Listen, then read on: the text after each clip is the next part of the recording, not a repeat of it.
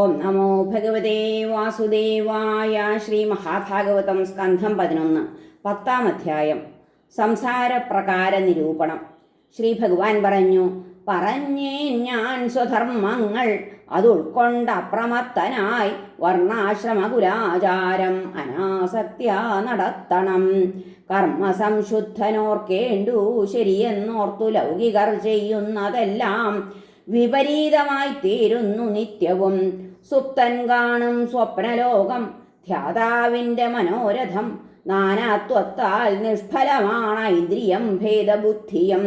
പ്രവൃത്തമല്ല നിവൃത്തം കർമ്മം ചെയ്യേണ്ടു മൽപരൻ. ആത്മാനുഭൂതിയുണ്ടായാൽ കൈവിടാം കർമ്മചോദന. യമം പാലിക്കണം സാധിക്കുന്നത്ര നിയമങ്ങളും. ഗുരുവിൽ ധ്യാനിക്കുകെൻ്റെ രൂപം സംസേവ്യശാന്തനിൽ. മത്സരം ദംഭഹങ്കാരം മടിയും പോയി ദൃഢപ്രിയൻ. അനസൂയൻ സ്ഥിരൻ സദ്വാക്ക് അർത്ഥജിജ്ഞാസുവാകണം. ഭാര്യ പുത്രൻ കൃഷി ഗൃഹം ബന്ധു സമ്പത്തിതൊക്കെയും സമമായി കണ്ടാത്മനിർലിപ്തത ശിഷ്യൻ വരിക്കണം. പ്രകാശകൻ ദാഹകൻ തീ വെണ്ണീറാം വിറകല്ലവൻ.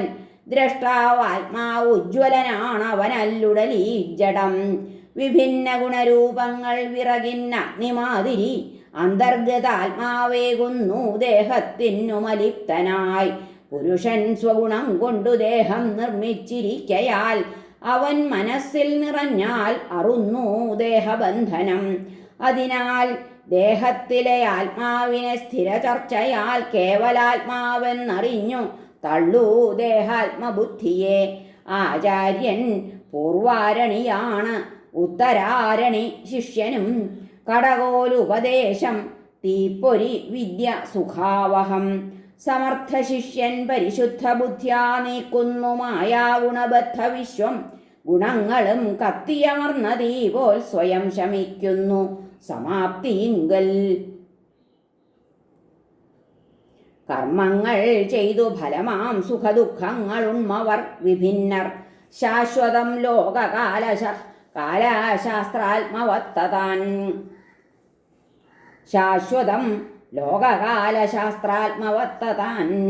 സർവഭാവസ്ഥിതികളും കാൺമതുൽപ്പത്തിയുക്തമായി എല്ലാം അതാതിൻ വടിവിൽ തീർത്തൊടുക്കുന്നു ഭാവന എന്നു വാദിക്കലും ദേഹമുള്ളവർക്കൊക്കെ ഉദ്ധവ. ദേഹബന്ധം വഴിക്കുണ്ടാം ജന്മാദികൾ അടിക്കടി. സുഖദുഃഖം ഭുജിക്കുന്ന ജീവന് ഈ തരുണത്തിലും സ്വാതന്ത്ര്യമില്ല. അസ്വതന്ത്രമേതുണ്ട് ആനന്ദഹേതുകം. ജ്ഞാനികൾക്കും സുഖം കിട്ടുന്നില്ലല്ലോ ചില വേളയിൽ. ഇല്ലജ്ഞർക്കഴലും കർമാഹങ്കാരം നിഷ്പ്രയോജനം. സുഖദുഃഖങ്ങളെ തള്ളാൻ കൊള്ളാനും ശക്തരെങ്കിലും അവർക്കും അറിയില്ലല്ലോ മരണത്തെ തടുക്കുവാൻ. ഏതർത്ഥകാമങ്ങൾ ദോഷിപ്പിക്കും ആസന്ന മൃത്യുവേ. കഴിവേറുന്നവൻ ഉല്ലാസതമോ മാല ചന്ദനം. ഏറ്റം തിരക്കീർഷ്യധൂർത്തും പരലോകത്തുമുള്ളവ കൊയ്യുമ്പോൾ പതിരായേക്കാമതും വിഘ്നങ്ങൾ കാരണം. ധർമ്മം മുടങ്ങാതെ വെടിപ്പായി അനുഷ്ഠിച്ചിരിക്കലും നശിക്കുന്നു തദ്ഫലമായി ആർജിക്കപ്പെട്ട നാഗവും. സ്വർഗത്തിലെത്തുന്നു യാജി ദേവതായജ്ഞശുദ്ധിയാൽ. സ്വതിപ്പൂ പിന്നെ വിണ്ണോർ പോൽ ദിവ്യഭോഗം സ്വയാർജിതം. പുണ്യത്താൽ കൈവന്ന ശുഭ്രവിമാനത്തിൽ സുവേഷനായി ഗന്ധർവകീർത്തി തൻ ദേവീയുക്തനായി വിഹരിച്ചിടും. സുരമോന്തി ചിലമ്പിട്ടു തുള്ളും കാമകമാരുമായി വിഹരിക്കെ വരും വീഴ്ച ഓർക്കില്ല ആനന്ദതുന്തിലൻ. പുണ്യം തീരുന്നതുവരെ സ്വർഗത്തിൽ പ്രമദിക്കിലും താഴെ വീഴും ക്ഷീണപുണ്യൻ ഓർക്കാതെ കാലചാലിതൻ. അല്ലെങ്കിൽ അജ്ഞൻ ദുസ്സംഗൻ അധർമ്മരതനാവുകിൽ ഇന്ദ്രിയാധീനനായി കാമി ശോച്യൻ ആലുബ്ധലംബടൻ. പ്രേതഭൂതങ്ങൾക്കു വിധി വിട്ടർപ്പിക്കും പശുക്കളെ.